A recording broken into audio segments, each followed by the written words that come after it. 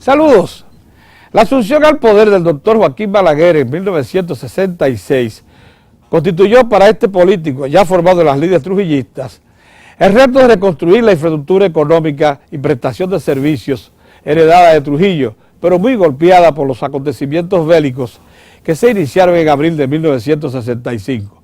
Balaguer no solo afrontó con éxito resonante esta enorme tarea de reconstrucción del campo y agroindustrial, sino que también retomó toda la infraestructura manufacturera para consumo interno de lo que se llamó Corporación Dominicana de Empresas Estatales, CORDE.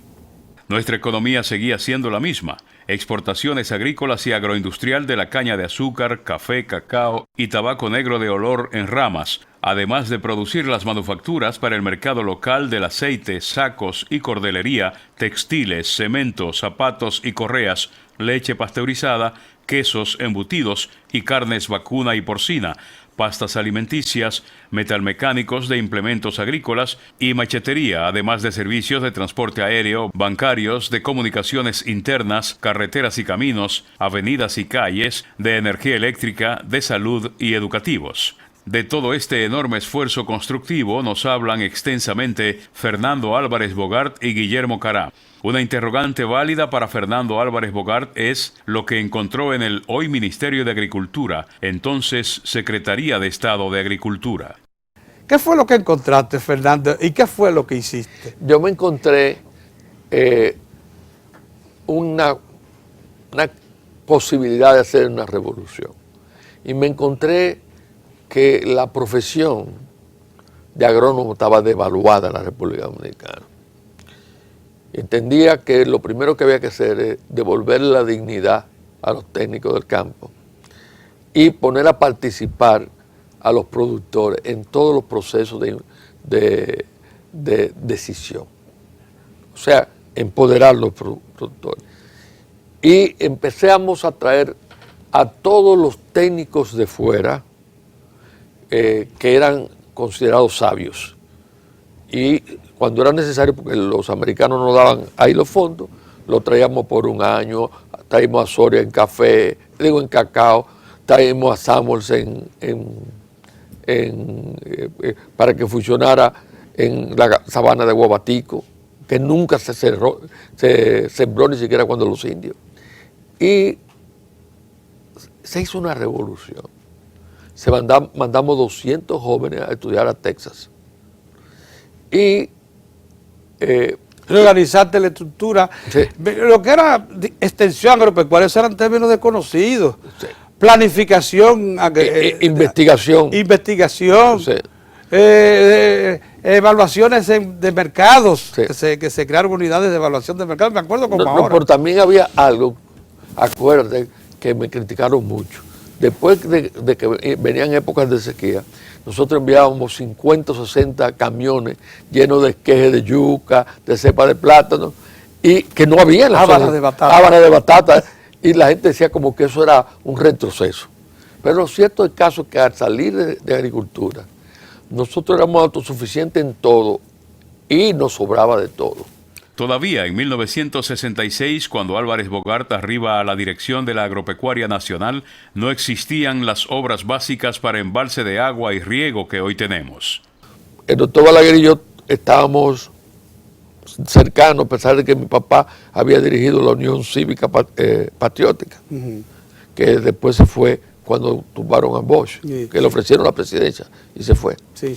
Entonces, Balaguer y yo, él me buscó mucho pensando en papá, que allá se dominaba mucho el Cibao. Y nos hicimos muy gran amigos. Y yo le prometí venir aquí para estudiar el PhD, bajo un concepto, que yo volvería a Colombia para ser asistente profesor de investigación. Oye, esto es muy importante. Y cuando yo me voy a despedir, que estaba en casa de Lunarri, estaban ahí la familia Vicini, los Bonetti, etc. Y a ese muchachito lo entraron primero. Y entonces me dice Balaguer, ¿tú qué estás pensando? Oye, yo estoy listo, mi esposa está en estado, me voy para New York. Y pasó esto. Le dijo a Saturnino, esto es póngame al presidente García Godoy.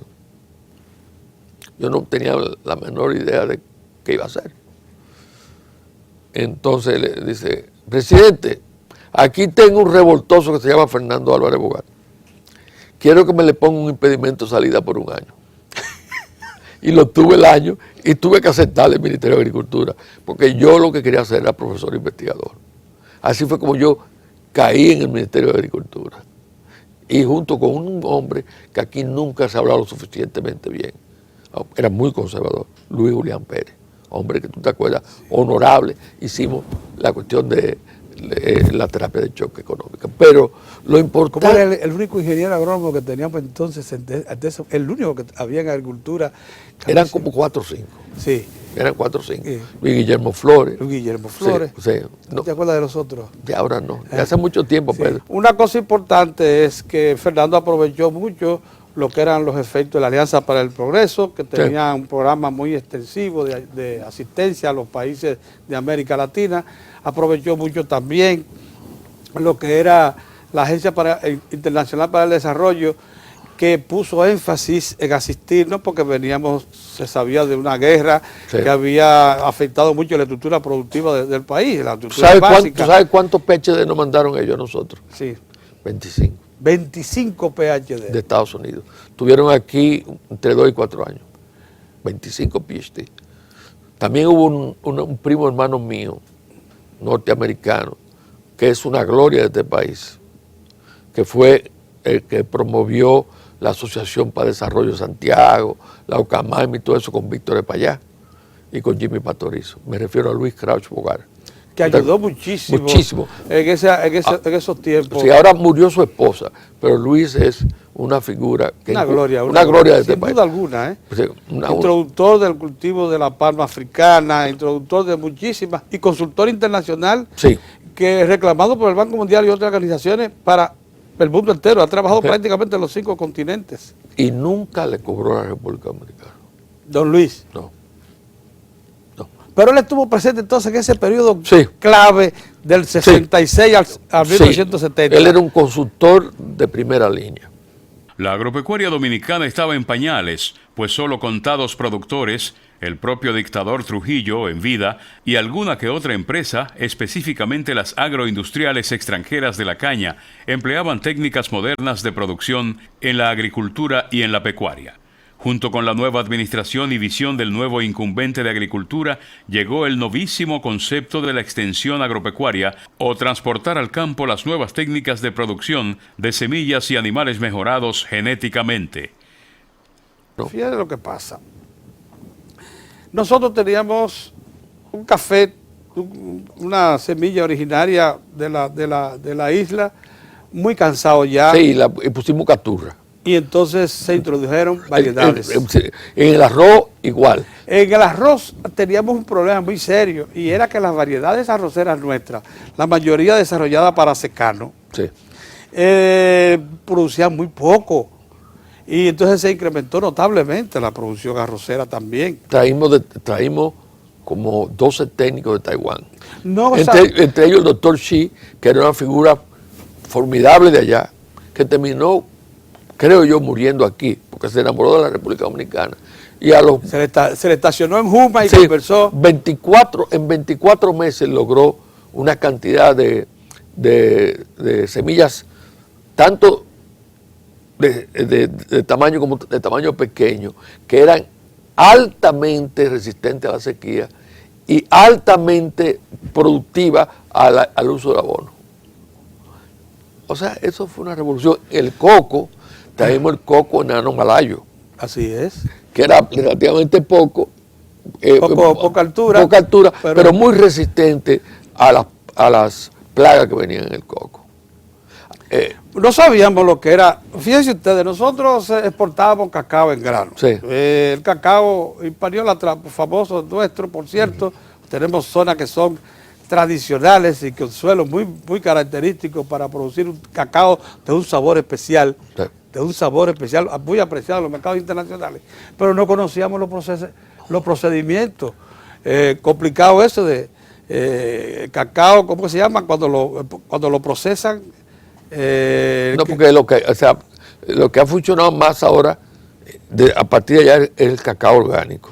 Sí. Y la persona que hay que admitirla. Él es más o menos de mi edad y yo no lo he visto mucho últimamente. Sus hijos son estrellas en el manejo del mercado futuro de cacao. Es don Héctor Rizek. Don Héctor Rizek, Sí, claro. ahí estamos hablando de una gloria dominicana. Una gloria, sí, sin duda. Bueno, en la introducción del Caturri y del Catuey, Sí. que fueron las dos variedades que se trajeron de Sudamérica, implicaron una revolución en la producción cafetalera del país. Absolutamente. Eh, ¿Sabes cuánto estábamos nosotros?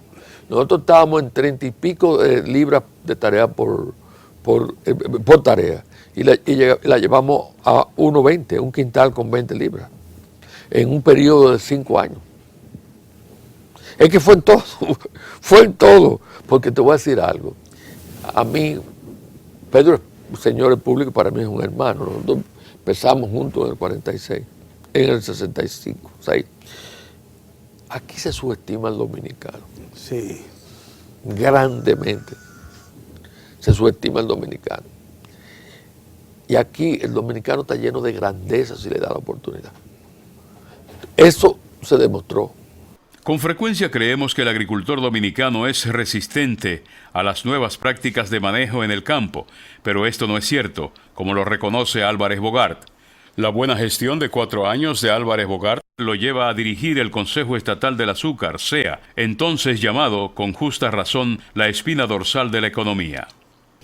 En el CEA la recibimos con 600.000 toneladas. Entonces tú entras al CEA En el 70. En el 70. Acuérdate. Sí. Y ahí en el CEA, yo sé que sí. Lo que pasa es que quería dividir las dos etapas. La encuentra, ya los ingenios habían sido restablecidos, gracias en gran medida al acierto que tuvo también el doctor Balaguer de nombrar ahí en el CEA al americano A Gaetán Boucher. A Gaetán Boucher. Sí. Gaetán, con la autoridad y la experiencia que da una concesión moderna, agarró el CEA y lo convirtió en una estructura bien organizada inmediatamente. Bueno, no solo él, ahí la Junta era de cuarto bate. Todo era en cuarto bate. Todo era en cuarto bate, Luis Julián Pérez, yo, Víctor Espallá. Porque ustedes formaban parte del consejo. Yo era vicepresidente, del como consejo. secretario. Sí, entonces ahí los 5 miembros, porque había 2 miembros obreros, éramos personas de muy alto nivel. Que por cierto, era un consejo que se reunía Todos los martes y tomaba decisiones. Sí. Todas las decisiones salían de ese consejo y Gaetán las aplicaba. Bueno, tú ibas, acuérdate que toda la venta de azúcar era por licitación con sobre cerrado. Era por licitación. Y lo invitábamos a ustedes y se abría delante de todo el mundo. Así es. Bueno, ahí estaban 600.000 toneladas. Tú tomas el CEA con 600.000. Sí. Espérense, hay que decir que el CEA, por efecto de la guerra de abril, la guerra patria de abril del 65, se abandonaron los campos. Sí. Buena parte de las industrias, de los ingenios, fueron también bastante deteriorados. Las líneas férreas sufrieron mucho, pero en los primeros 2 años, 66 al 68, se hizo una labor enorme de recuperación y el CEA, de poco a más, ya en el 70 estaba entonces produciendo 600.000 toneladas. 600.000 toneladas. Entonces, lo primero que yo hice fue a los sindicatos, lo que eran entonces sindicatos amarillos. Yo dije, elijan su propio candidato. Y metimos 2 líderes sindicales, acuérdate, en el consejo. Y a nivel de ingenio, nosotros llegamos a un acuerdo, que ahí tengo que admitir que fue en la ley del propio Balaguer, mediante el cual los obreros de las utilidades recibían el 30% en bono. El último bono de 74, ponte a pensar, fue $3.500 por obrero. Entonces, entramos en todas las variedades nuevas de caña. ¿Cuáles variedades? ¿Tú te acuerdas? No, pero eran variedades de alto rendimiento. Sí. Se cogió las tamanas de guabatico que decían que estábamos locas y lo incorporamos a la caña. Ni siquiera los indios habían logrado nada ahí. ¿Cuántas tareas llegaron ustedes a hacer? 400.000 tareas. 400.000 de una sabana que quedó por la mitad de cultivo, porque era una cantidad enorme de tierra, esa sabana guabatico. Sí, eso era enorme. Llovía mucho, pero la gente, los suelos estaban muy malos. Entonces había que alimentarlos mucho. Vino Samuels, una gloria del drenaje, y dijo, ¡buah! Hagan grandes drenajes y metan los fertilizantes. Y producimos entonces más que en el resto del CEA. aquí vino un militar, Álvaro Tavaro Karma, cuando vinieron los cubanos, etcétera, en el 74, y cuando vio la sabana de Guabatico, tiró un grito, yo no lo entendía. ¡El Cerrado! Y el Cerrado era... una zona parecida en Cuba. No, en Brasil. En Brasil. Sí, y después de eso en el Cerrado han sembrado 2 o 3 millones de hectáreas. De hectáreas. Pero la idea vino de aquí, de Santo Domingo. O sea, era posible que zonas pantanosas de suelos muy degradados Sí. se convirtieran en productores de caña, así se hacían sistemas Grande drenaje y sí se ponía el fertilizante que necesitaba. y se compensaba el suelo. Se comenzaba el suelo. Entonces, la producción... 400.000 tareas llegaron a Sí. sembrarse en Guabatico. Sí, entre 3 y 400.000 Que tareas. por cierto, muy cerca de ingenios básicos. Sí, sí. Porque Guabatico está en medio de varios ingenios. Sí, pero sobre todo pegado al de Osama y Pero Boca sobre todo Chica. pegado a Osama Osama y a Boca Boca Chica. y entonces a Entonces, Boca Chica. al terminar, la producción fue 933.000 toneladas.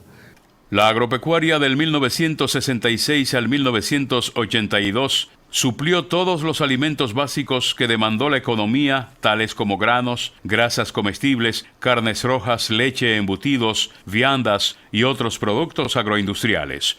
El país solo importaba como alimento básico trigo para procesar y convertir en panes y pastas alimenticias y productos del mar de alto consumo, sardinas, pica pica y pescados de calidad. La producción azucarera privada y pública impuso nuevos récords. Solo el CEA llegó a producir 935.000 toneladas métricas en sus 12 ingenios. Igual aconteció con la producción de café y cacao, inscribiendo al país como uno de los principales exportadores mundiales de ambos granos. Las semillas mejoradas por la misión china que se trajo al país y se instaló en Juma Caracol, en el Valle de la Vega, de pronto elevó la producción de arroz, haciendo al país autosuficiente del cereal, que ya lo era en leche y en carne de cerdo y de vaca.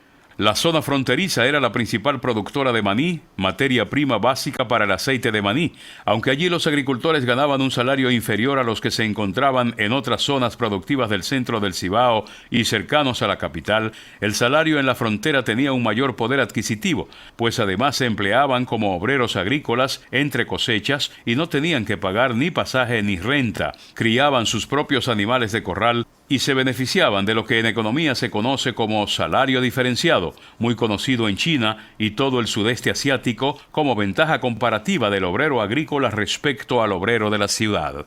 En muchos de esos productos de exportación como el azúcar, lo mismo que la carne vacuna, no se producía más por la limitante de la cuota que nos imponían los compradores, principalmente Estados Unidos. La agricultura ahora mismo, contrario a lo que todo el mundo cree, Pedrito, tiene un potencial tan grande o más grande que lo que tenía en mi época. Lo que pasa fue que a medida que pasó el tiempo, hubo 3 tacazos tremendos a la agricultura. Y nadie lo menciona. Mientras yo estuve ahí, no permití que funcionara la PL 480.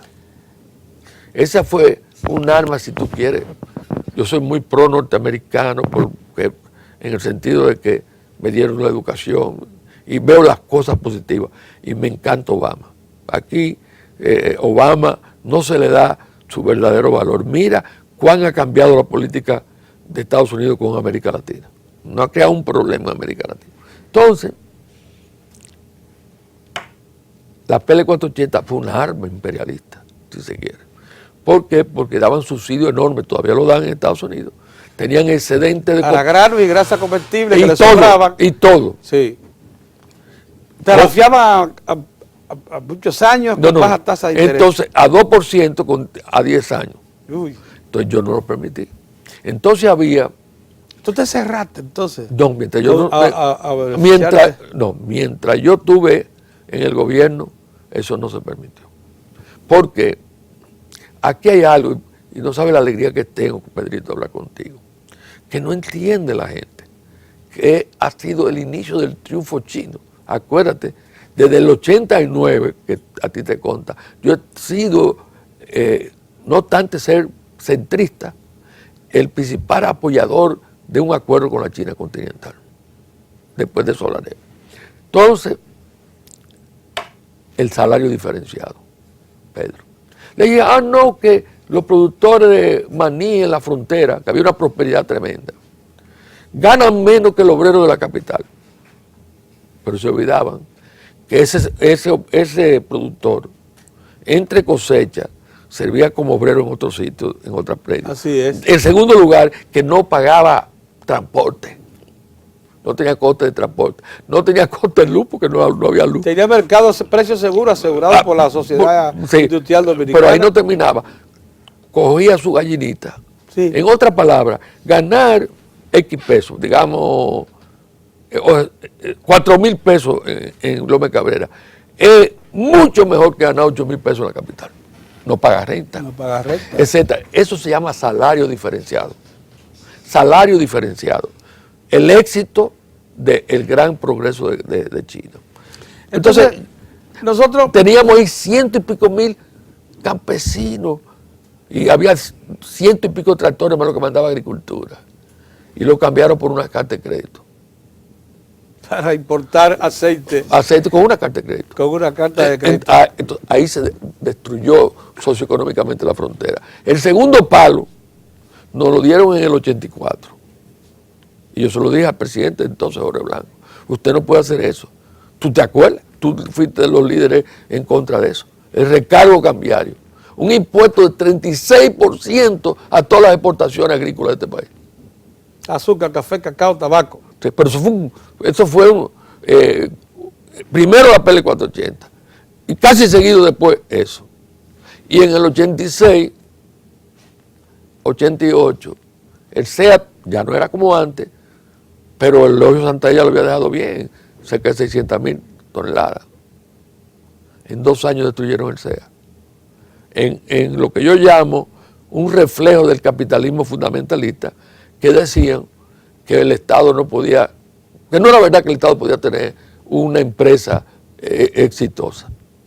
Y a pesar de que desde el 66 hasta el 86, el SEA fue uno de los principales proveedores de impuestos del Estado. Quiere decir que en 5 años destruyeron con la PL 480 un montón de productos aquí. El recaudo cambiario le dio un golpe de gracia a los productos exportables y destruyeron el SEA en un periodo de 6 años. Ahora, los otros días, habían 2 empresarios medianos grandes con un amigo mío criticando al presidente Medina. Imagínate, ahora se le metió en la cabeza al presidente Medina la economía del conuco y de los BIMES. Déjame darte una idea. Me siento feliz de estar contigo, Pedrito. En el 2010, el sector bancario prestó 360,000 millones de pesos. ¿Cuánto tú crees que fue el sector productivo? Vamos a ver. Más o menos, ¿cuánto? Bueno, así que debió haber ido un 30, un 40%. 14%. Nada más. Nada más. Al sector productivo Al sector nacional. entero. Entero. Y a la agropecuaria, probablemente 3% entre el 14%. Sí. Dentro del 14, el 3. El 3. Entonces, ¿cómo podemos? Entonces, podemos hablarte de tabaco. Y decían, no, que el pequeño agricultor no paga. Entonces, como no prestaban, las 3 compañías que están cogen prestado al Banco de Reserva, etcétera, un mínimo de 200 millones de pesos. Entonces, eligen sus productores, que son casi todos parceleros, sin título, y se lo prestan sin intereses, porque así lo eligen bien. Y ninguno de esos productores gana al año menos de 600, 700 mil pesos. Pesos. Al año. Al año. Productores de tabaco de olor, entonces, Sí, de tabaco. de cubanito. Que es el mejor que hay. Entonces, quiero preguntarte esto para la gente que está viendo aquí. Son 273 parceleros que ellos tienen. Ellos son los familiares de tu esposa, Sí, la empresa que... sí. ¿Cuánto tú crees? ¿Cuánto dejaron de pagar este año que acaba de terminar? Más o menos. ¿Qué porcentaje de mora? Bueno, regularmente hay un 3% de mora en los mejores bancos. ¿Cuánto tú crees? No, Uno solo. de todos los 173. Y ya hizo el arreglo para pagar con parte de las próximas 2 cosechas. Uno. Y la media de los últimos 5 años son entre 4 y 5. O sea, menos un 1,5% de mora. Los familiares de doña Hortensia son productores de cigarros. No, ellos preparan el tabaco en banda y se lo mandan a los mejores productores del mundo. Pero no solo ellos, son las 3 compañías esas. Aquí hay, mira, si nosotros nivelamos con rayos láser todo, se ha hecho en parte. El cultivo, por ejemplo, del arroz. No, sí. Pero debemos nivelar unas 500.000 tareas, pero hay 1.300 tareas. 1.300.000. 1.300.000, perdón. Pero pon tú que entre todos podemos nivelar 1 millón de tareas. Cuesta menos de $300 millones. Nivelar 500.000. No, un millón de tareas. Nivelar 1 millón de tareas cuesta... menos de $300 millones. Pero ya hay como 500.000 niveladas. No, las 800.000 que faltan. Okay, eso costaría como $210 millones. Ahora, ¿tú sabes cuánto aumenta? La producción. Digo, el área irrigable en 30%. 240.000 tareas adicionales. Se le agregaría. Que necesitarían 2 presas. ¿Y tú sabes cuánto aumenta la productividad? 40%, Pedro. 40%. Mire qué bien. Eso lo que quiere decir es que todavía no tenemos frontera visible para desarrollar la agropecuaria dominicana. Bueno, usted dijo, ya somos líderes mundiales en cacao orgánico, en café orgánico, tabaco, en banano orgánico, sí, y tabaco orgánico. El tabaco no es orgánico. No, en orgánico. Lo que somos es líderes de producción y exportación de tabaco desde el 1997. Somos primeros en el mundo en la producción y exportación de tabacos, de cigarros. Sí, pero primero en el mundo en la calidad. Ahora, el presidente está tomando buenas medidas, pero tiene que imitar a México. ¿En qué sentido? Déjame explicarte. Hace 7, 8 años, la agricultura mexicana estaba decayendo. Entonces, lo hicieron con la vivienda y lo hicieron con la agricultura. Fueron a la banca y le dijeron lo siguiente: tenemos que triplicar los préstamos bancarios. Te vamos a dar hasta un 8% de mora. En otras palabras, los primeros 8%, si es que llega, te lo pagamos. Sí. Y entonces, oye esto, y entonces puedes, como cuesta más el manejo, hasta poner un 4 a 5% más. O sea, yo te puedo hacer ver hasta un 4% más. No, hasta un 8%. Sí, pero digo... Y puede como cuesta más el manejo, ponerle un 6% más. Pero piensa tú que la inmensa mayoría de los agricultores están cogiendo el préstamo a 7% por mes. Por mes, así es. Por mes. Sí. Entonces... Sí, aquí tenemos una demanda de crédito de unos 35.000 millones al año en el agropecuario. Correcto. De los cuales el Banco Agrícola aporta 8.000 y la banca privada 4.000. Sí. O sea que más del 50% de los recursos de capital que se utilizan en el campo provienen del sector informal, que presta el 7% mensual. Mensual, 6-7%. Entonces, en México hizo así la agricultura. Y dio un brinco. Un brinco tremendo, pero aumentó tanto la economía que solo por el ITEB y otras cosas, y cosas indirectas, se superpagó la morosidad. Caramba, qué ¿Tú entiendes? Y lo mismo hicieron con la vivienda popular. Pero lo que quiero decirte, aquí hay tantas cosas que podemos hacer. Lo primero que hay que hacer es que hay un sector muy claro de la clase política, porque distinto, por ejemplo, al presidente, que tiene sus orígenes en el sur profundo, yo mismo, que tengo mis orígenes en Cibao, pero en la parte de agricultura, la mayor parte de los políticos de ahora son citadinos, sí, son urbanos, sí, no entienden eso. Pero no es solo aumentar enormemente la capacidad productiva, es mejorar la calidad de vida de la zona rural, para que no emigren para la capital. El esfuerzo de recuperación del sector manufacturero estatal, todavía líder empleador y productor para el período 1966-1970, fue también notable, como lo confirma Guillermo Caram, subdirector de planificación del gobierno y contraparte gubernamental de organismos multilaterales que vinieron al país a asistir al gobierno después de la Revolución de Abril. ¿Qué era acorde en el 66? ¿Cómo ustedes diagnostican en ese momento? ¿Qué recomiendan hacer y por qué ese emporio logra un florecimiento tan rápido, tanto que prácticamente sostuvo los 3 primeros gobiernos de Balaguer? Sí, mira, la idea que tenía el presidente Balaguer de Corde, a veces contrariamente a cómo se percibe, porque con frecuencia oigo que el presidente Balaguer tenía acorde para hacer su programa de asistencia social. No fue exactamente así. El presidente quería mantener las empresas y estimular la competencia con las empresas. Por ejemplo, te voy a poner el caso de la universidad. La Universidad Autónoma de Santo Domingo existía. Bueno, hubo otras universidades que se establecieron después. En ningún momento se afectó la Universidad Autónoma de Santo Domingo, sino que lo que se quería era crear nuevas universidades. El mismo esquema fue en el caso de la industria. Teníamos, por ejemplo, los molinos, se fomentaron molinos privados. O sea, ¿cuál era la idea? Que al haber una empresa en determinados rubros, podían haber otras. Y entonces con esto fomentábamos la competencia, cementos,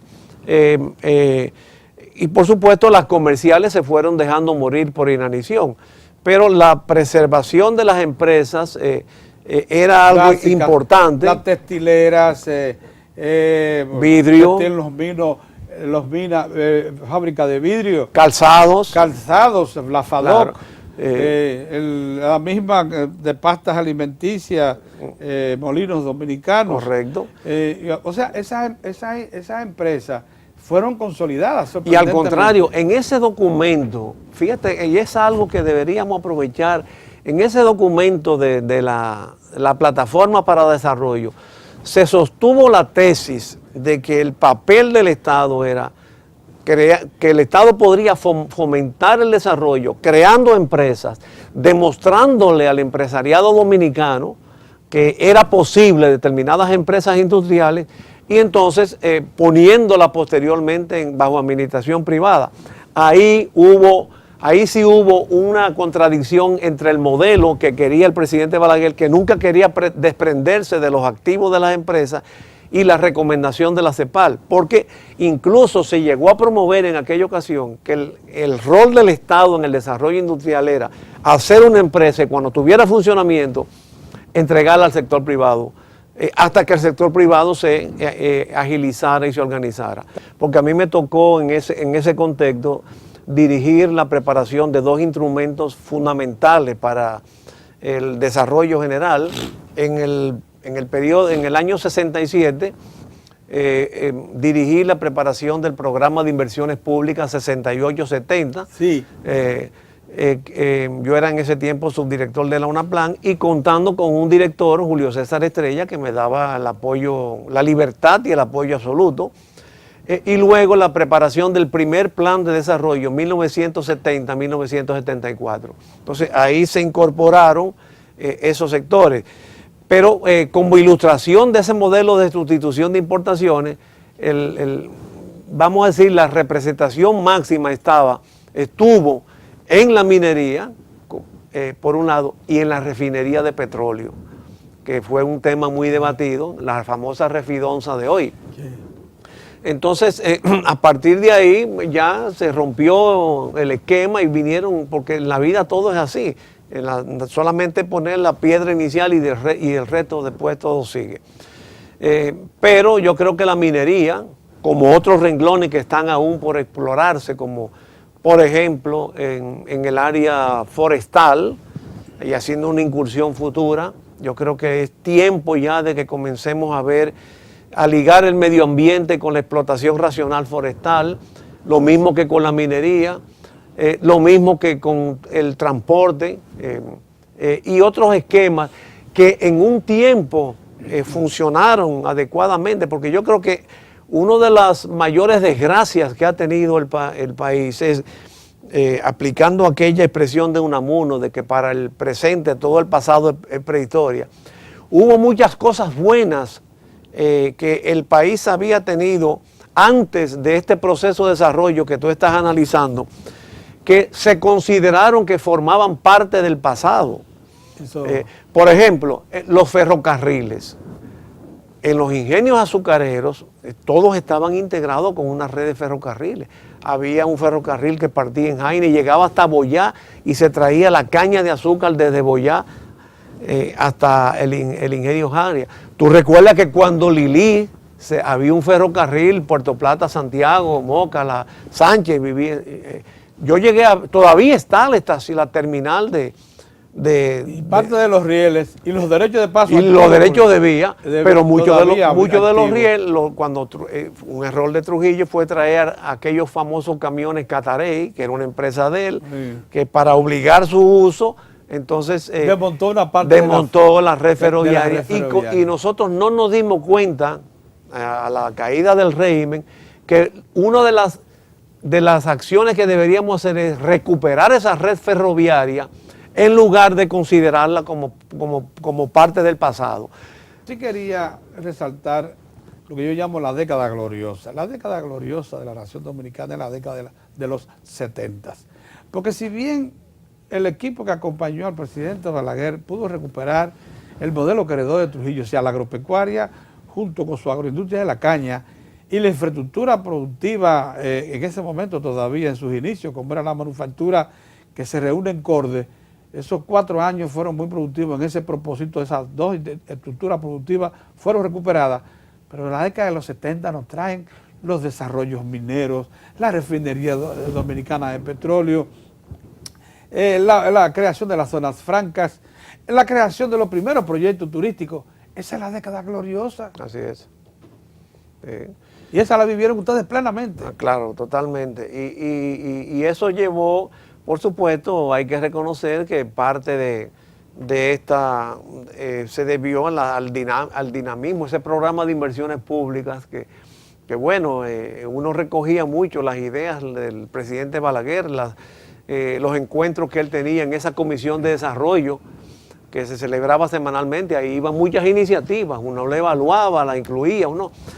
Pero obviamente todo ese proceso de infraestructura tuvo repercusiones. Y por eso, desde una economía como la que tomó el presidente Balaguer, una finanza pública, yo era empleado de la oficina de planificación y a mí los cheques me llegaban de la OEA, porque las finanzas estuvieron intervenidas. Desde ese rol, de esa situación, a tener una libertad de acción tan completa como la que desarrolló el presidente Balaguer, tan completa que durante todo su periodo mantuvo relaciones con Cuba informales mientras todo el bloqueo le funcionaba. Porque no tuvo relaciones diplomáticas, pero sí hubo relaciones comerciales. Yo mismo en una ocasión viajé a Cuba y hasta hablé con Fidel Castro de cuestiones que el presidente Balaguer me llegó a encomendar. Y creo que nos va a servir bastante para ilustrar lo que llamamos el esfuerzo reconstructivo que significó el gobierno, ese primer gobierno de Balaguer de 1966 al 70 y lógicamente los 8 años siguientes para dejar plantada la infraestructura básica del desarrollo. Así que le agradecemos mucho. A su orden siempre. Muchas gracias por invitar.